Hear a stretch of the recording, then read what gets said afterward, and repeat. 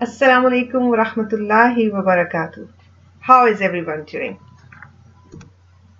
Today we are going to learn about the early life of Holy Prophet Muhammad sallallahu alaihi wasallam. So let's do it. Almost 1400 years ago, Arabia did not have any national or regional government.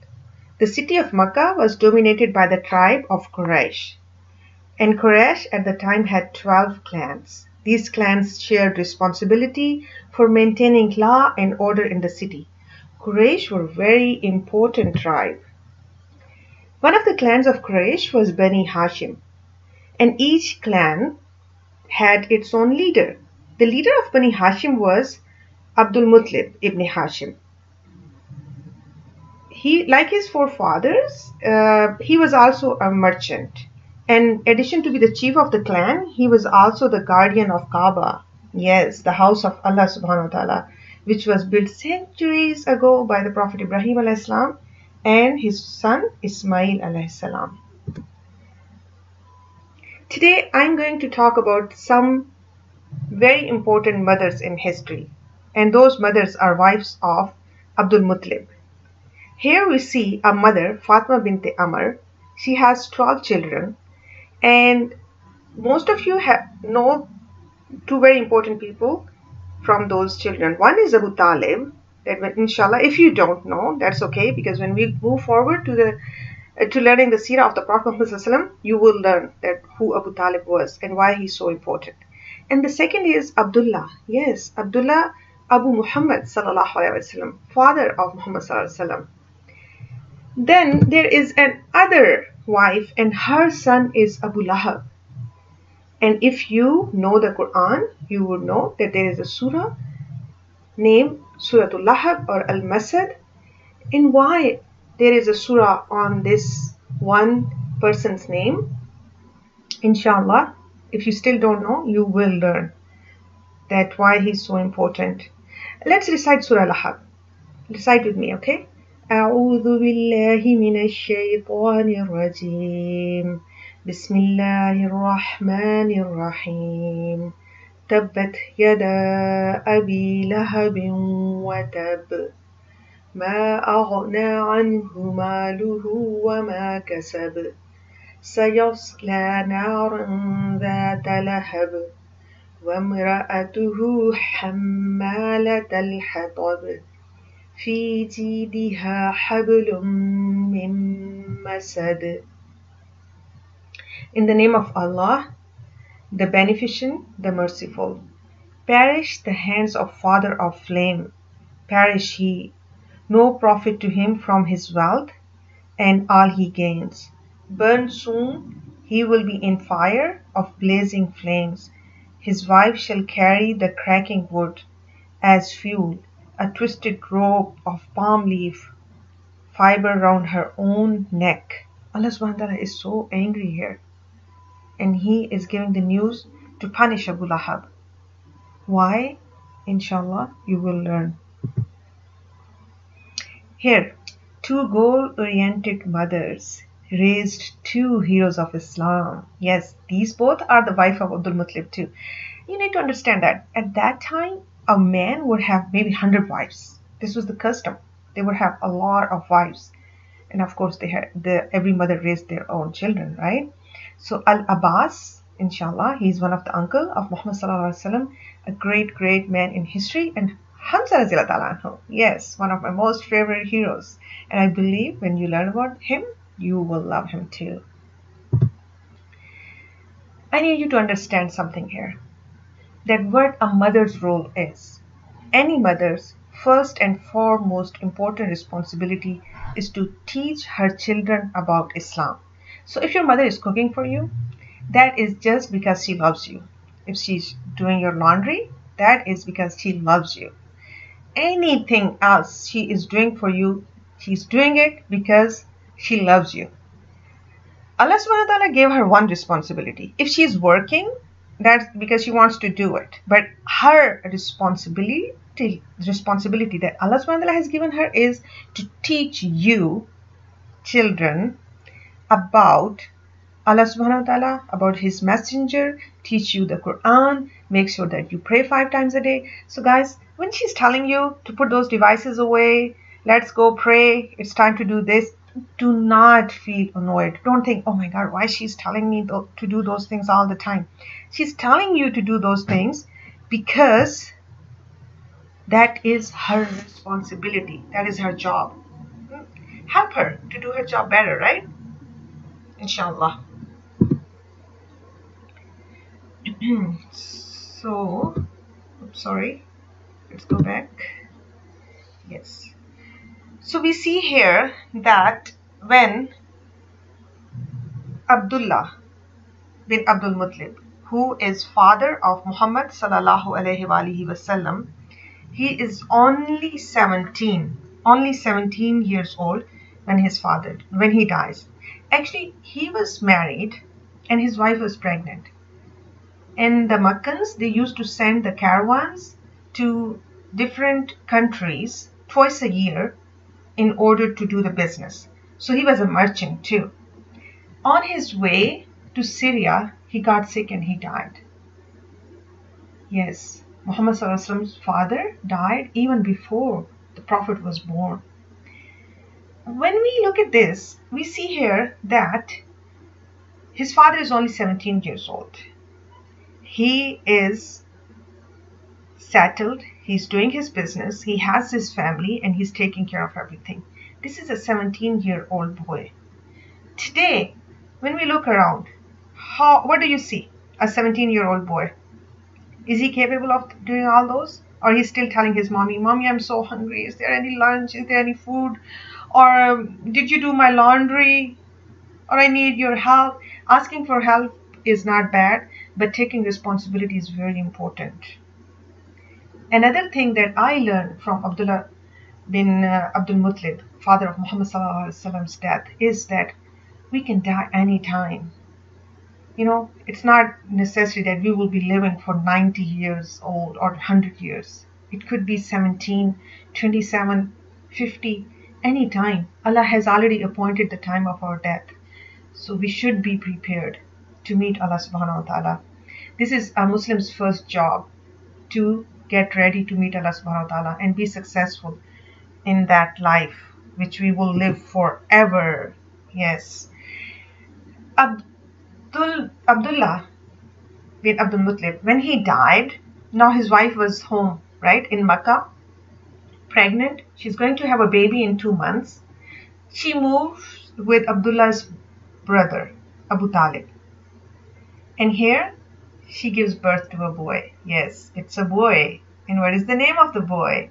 You know what? His grandfather is so happy because he was sad. His son died at very young age of 17. Now he's so happy that he has a baby boy, and then this boy is going to carry the name of his son. He names him Muhammad. Yes, the same Muhammad that you know about, sallallahu alaihi wasallam.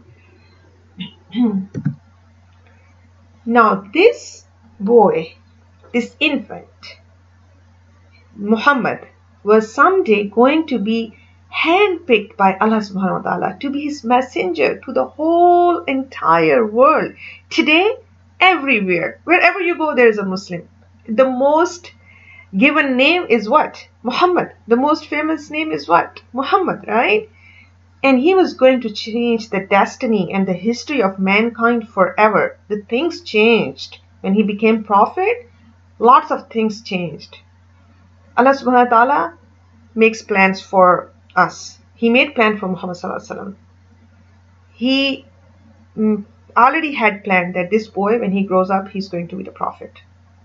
Okay, and that's how he made the plan, and he was moving forward with his plan. His father died. There was a reason. His mother is giving birth to him after the father dies. You know what? When you listen to this story, you might think, oh my God, it's so sad. But when, inshallah, you'll learn how to focus and how to look deep into the Muhammad Sallallahu life and other famous people, their seerah and their lives, then you'll understand that how the things that we think are not fair or not proper, actually they make sense. Allah subhanahu wa ta'ala's plans are never wrong. And another thing that you need to understand is that we, you and me and everybody around us, their lives are planned. Allah subhanahu wa ta'ala has planned them. Now it is up to us that if we want to succeed or waste the opportunities just because we are lazy, or this world is so important for us than the akhirah, and we don't want to do what Allah subhanahu wa ta'ala wants us to do. This is everybody's choice. That's why some people are so successful and some people are not, because they waste those opportunities that Allah subhanahu wa ta'ala gives them. Okay? Make sense? Now, Amina, who is mother of Muhammad sallallahu alaihi wasallam, Muhammad sallallahu alaihi wasallam was only 6 years old when she dies. She just got sick and she died. And I read somewhere, that a child whose mother dies, his stress level is 800 times higher than the one who grows up with his mother. 800 times higher. And here we see a child whose father is dead even before he's born, and mother dies when he's only 6, grows up to be the leader of the world. Not just a leader, the best leader the human race has ever seen or will see. So what we learn? We can choose to be someone special by focusing on possibilities instead of negative things that happen in our lives. It is all our choice. He could just sit there and say, oh, why Allah, why did you kill my father, and now my mother is dead and I have nowhere to go, and what is this? Look at the other kids, they have everything and my parents are gone and this and that. No. He was focused. He was brave, and he went through that hard situation very bravely, and we'll see that how he became, inshallah. So when she dies, upon her death, his grandfather actually, Muhammad Sallallahu Alaihi Wasallam's grandfather, Abdul Muttalib, he takes him to his home. But only 2 years. Yes, his grandfather really loved him, took care of him, but after only 2 years, he passed away too. Yes, his grandfather dies. And you know how we learned that Abdul Muttalib had lots of sons, right? When he was on his deathbed, he called all of them. And he designated his son, Abu Talib, who was the real brother of Abdullah from the same mother, as the new chief of the clan of Banu Hashim. And he didn't just appoint him the chief. He told Abu Talib to take care of Muhammad sallallahu alaihi wasallam. He gave him that responsibility too. And they say that Muhammad sallallahu alaihi wasallam was like, he came, he saw, and he conquered. Abu Talib and his wife, they were so happy to have him. They loved him more than their own children. Muhammad sallallahu alaihi wasallam was born in their house, remember? Amna was there when her husband died, right? So his birth in their house had made it a house of many blessings. And now, after the death of Abu Muttalib, he had returned to their house, and they knew that this will bring many, many fortunes for them. They were happy to have him. Okay, now let's look at Muhammad Sallallahu personality when he was young, like you know how your age, around before teens, I would say. Muhammad Sallallahu was a child that he was, when you look at him, if you're around him, you don't think that he's, oh my god, he's so special. Because, okay, before I start that, let's go to this point. When I talk to people, sometimes even adult, they say, you know why Muhammad Sallallahu was such a good person and he did all those good things? Because he was a prophet. Was he a prophet when he was 10 years old? Was he a prophet when he was 25 years old? No, he was not a prophet.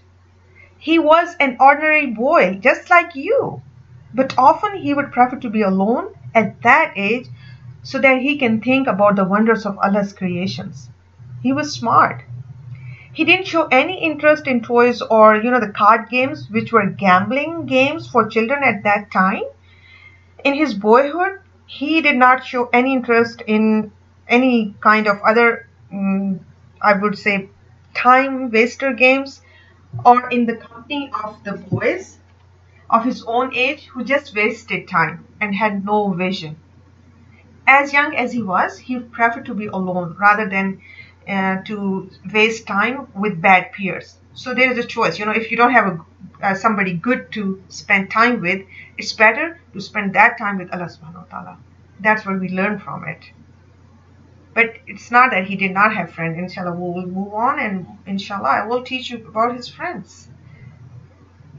And then you will know how to make good friends and who are good friends. Okay, guys, in Makkah, the Quraysh, they were really, really rich. And there were two reasons. One, they were merchants. They would send the caravans to the international cities. They would sell goods there and bring goods back to sell back in Makkah. And the other thing, as I told you, that they were taking care of Kaaba. And the Kaaba was bringing lots of visitors. So it was a tourist city. And they were making a lot of money from that too. And Abu Talib, uncle of Muhammad Sallallahu Alaihi Wasallam, he was a merchant. And he sent his merchandise to Syria and Yemen every year. Once Syria and once to Yemen. They say Muhammad Sallallahu was around 12 years old when Abu Talib decided to visit Syria with a caravan. And his nephew, Muhammad Sallallahu, he loved him so much that he could not bear to part company with him, even for a few months. So he took him to Syria.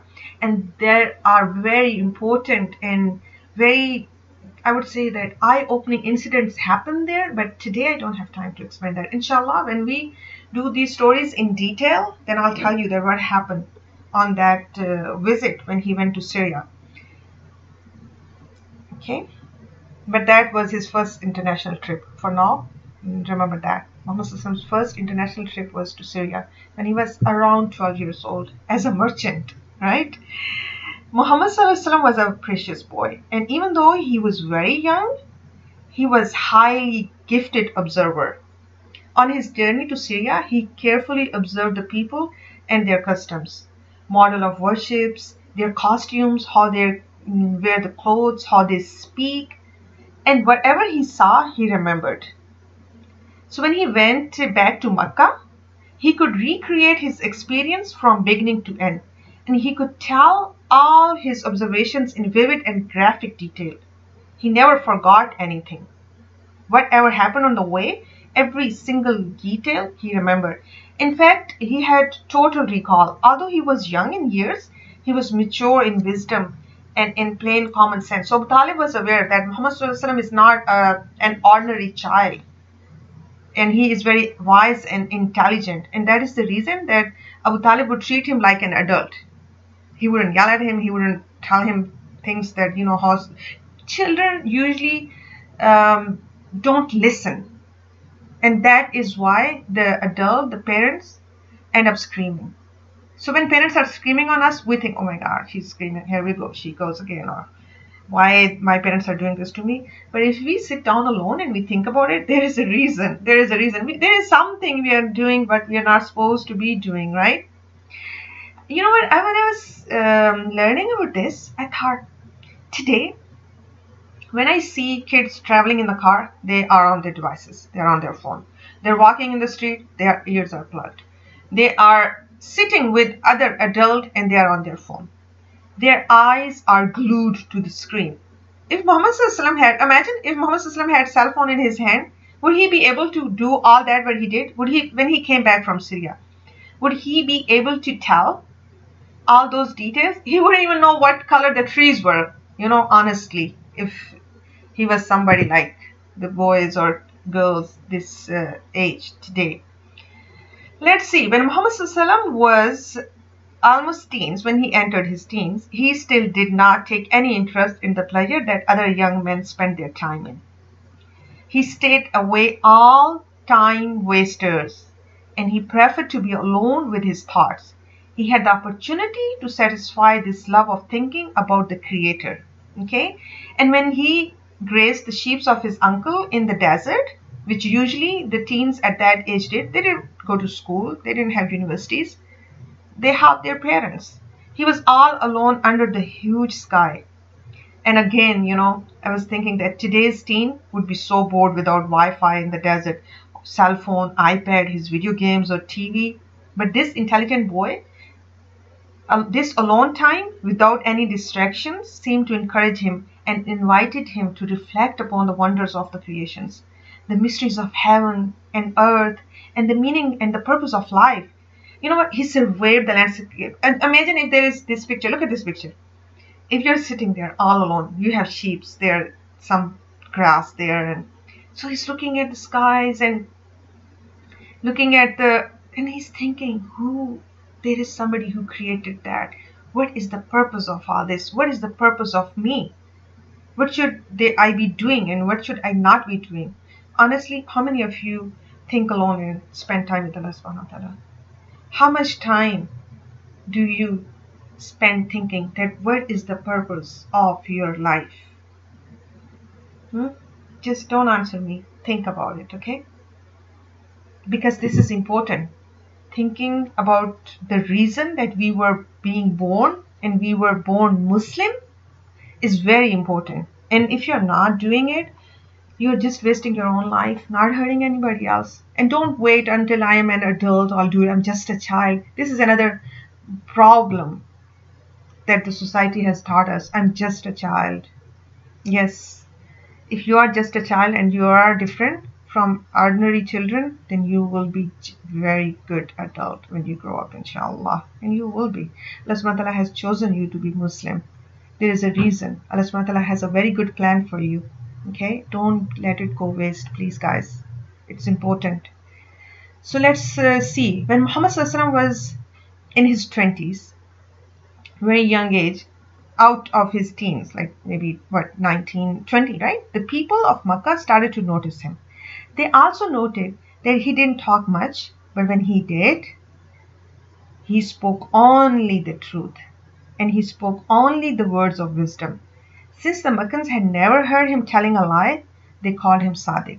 And Sadiq means the one who always speaks the truth. So they gave him this title, the people. They believed that this person will not even lie in jokes. Okay? It takes time, guys, to build that. And within a few more years, the citizens of Makkah were going to give him another title, knowing that he was highly that he was very, very trustworthy. Many of them began to deposit their cash, their jewelry, their ornaments and valuables with him for the safekeeping. They didn't have banks that time. We know that, right?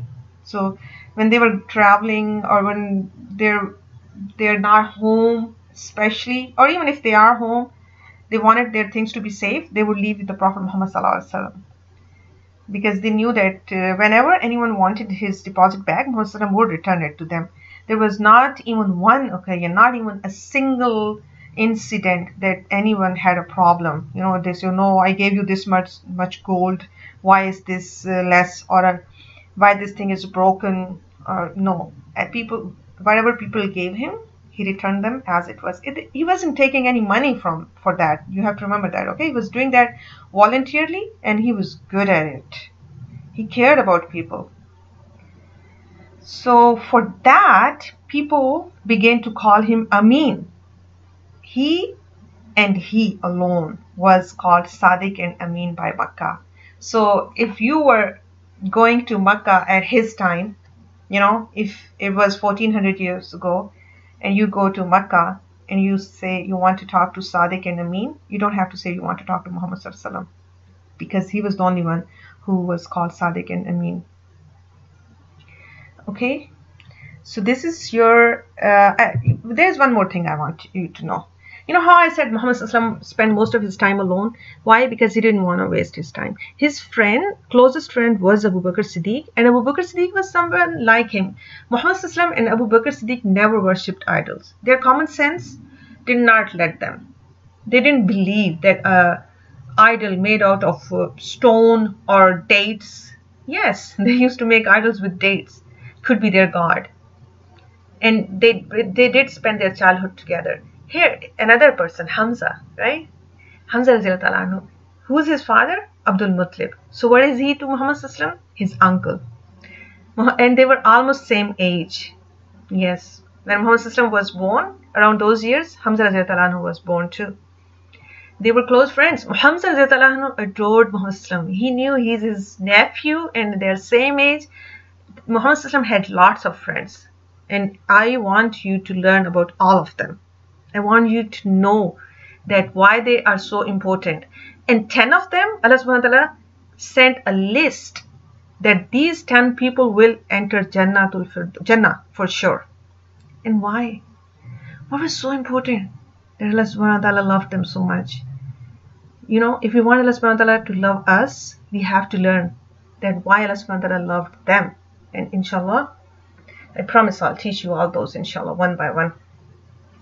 Okay, I'm going to talk to your moms now, okay? I want them to know that who I am. So, Assalamu alaikum, moms. My name is Zakia, and I am from Sunnah Camp. Today we learned about the early years of Prophet Muhammad Sallallahu Alaihi Wasallam's life and the activities that we do with this lesson. I will email to you after I speak to you, inshallah, for your children that you can do during the week. If you like the session and want to learn more, apply for the free call now. There is a link. What is Sunnah Camp? Sunnah Camp is a place which helps you make family time Sunnah time. That is our goal. Click the button below to apply now for free Skype call. No obligations to pay for the first call.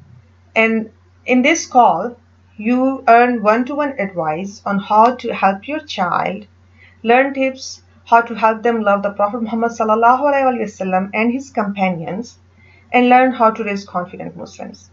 May Allah make our children Sadaqah Jariyah for us and grant them complete success in these both words. If you have any further questions, you feel free to ask me. You can email me at sunnahcamps@gmail.com, or you can apply for the call, inshallah.